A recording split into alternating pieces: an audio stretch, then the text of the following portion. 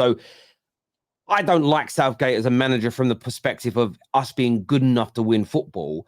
But do I look at him as somebody that would be able to get players on side and make sure people are working in the right direction and doing the right things? As a general rule, yes, you could put on the Ben White situation and say, well, there have been problems, but all clubs have problems, even the very best. So nowhere's perfect. You argue that Shaw and Maguire played their best football under him as well. Yeah, there is that. I look at the Southgate story as it's not one that I'm completely ignoring 100%.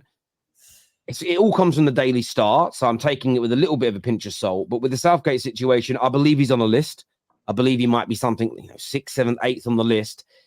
Because if we don't land our main targets and Ten Hag does have to go, there does come a point where you might have to turn to somebody like him. If we're really as far gone as everybody tells us we are, and nobody wants to manage us. As whenever when Man United fans speak of Inzaghi and Simeone and Alonso, everybody says no chance they won't come to you.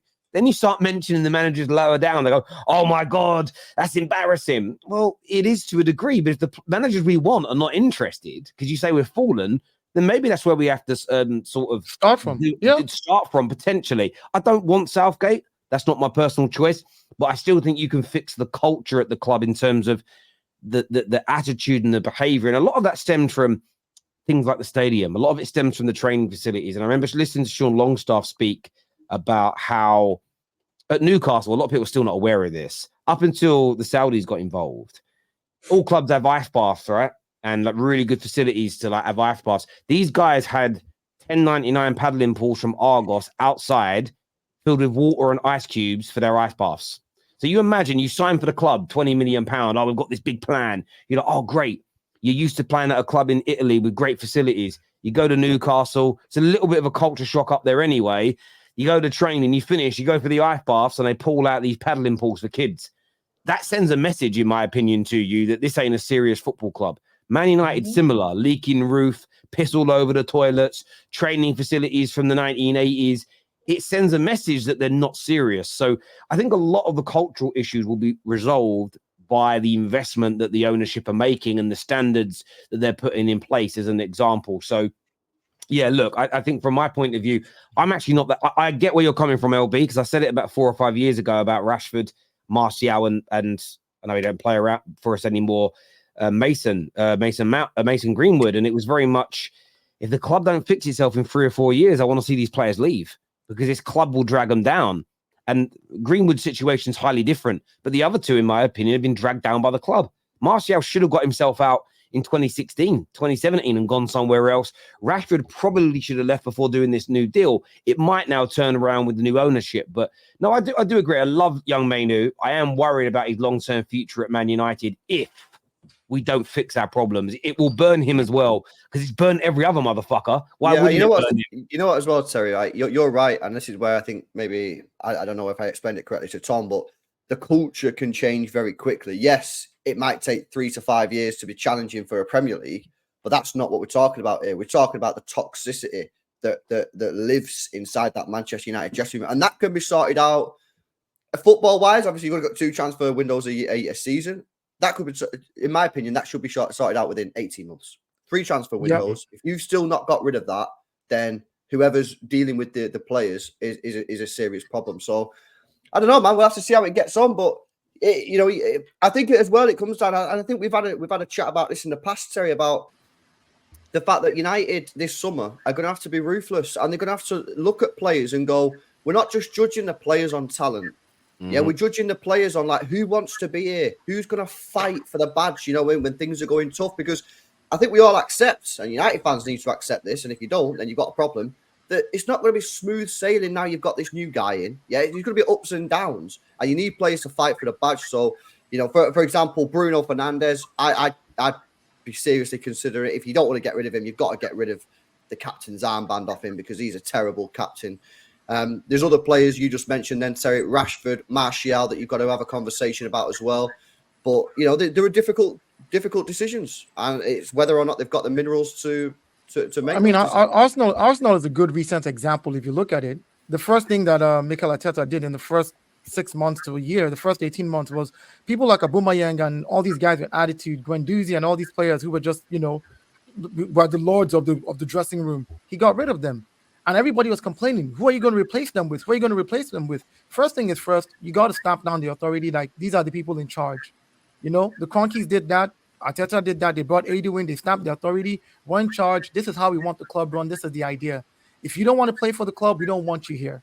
We'd rather have somebody who wants to play for the club, take their raw talent and develop it, put money on you and develop you as quickly as we can, rather than go for the big names that are going to come in there with an attitude.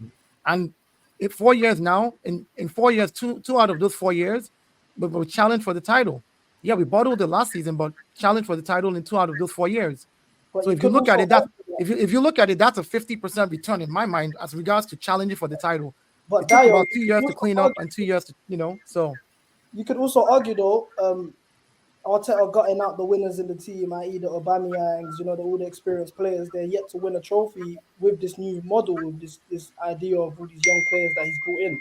So you could say, yeah, but this new young players have challenged. This is the second year running.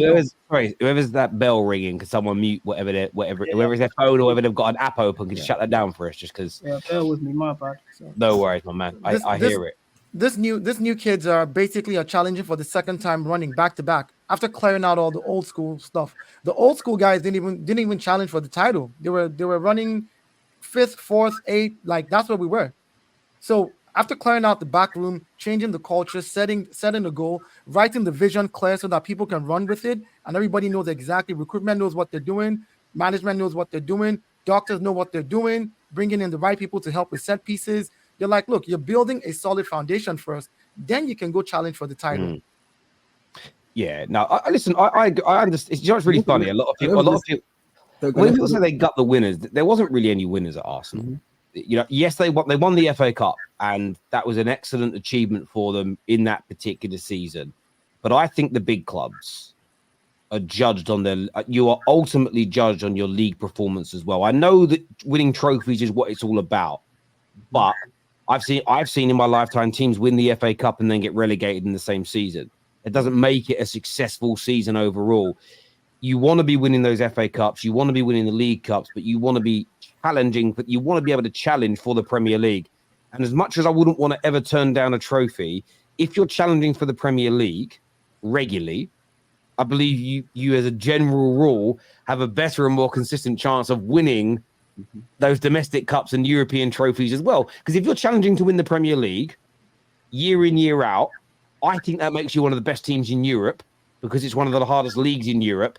And I would much rather be in that space as a club than anywhere between 2nd and 8th, never in a title race, but picking up the occasional trophy. Because I think over a 10-year period, the teams that are if you look at the 2 teams in England in the last decade that have consistently challenged for the league the most, they're also the 2 teams that have won the most big trophies.